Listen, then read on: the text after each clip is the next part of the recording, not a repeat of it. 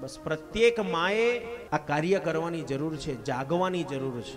શરીરથી તો આપણે રોજ જાગીએ છીએ, પણ ક્યાંથી? તમારા અંતરમાંથી જાગવાની જરૂર છે.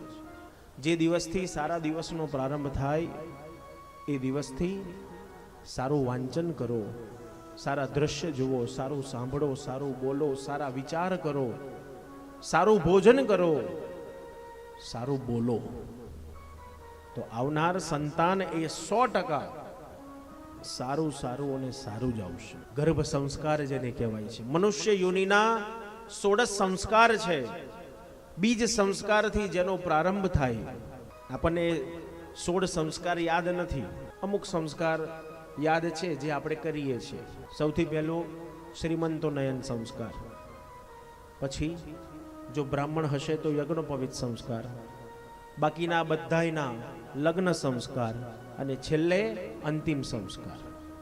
બસ આટલા જ આપણને યાદ છે, બાકી બધા આપણે ભૂલી ગયા છે. મનુષ્ય યોનિના 16 સંસ્કાર છે. એ 16 સંસ્કાર એ બાળકને આપો તો ઘણું સારું છે. બીજ સંસ્કાર, ગર્ભ સંસ્કાર, અન્નપ્રાશન સંસ્કાર છે. તો પ્રત્યેક માએ આ જાગૃતતા લાવવાની જરૂર છે કે મારું બાળકને સારા સંસ્કાર આપવું.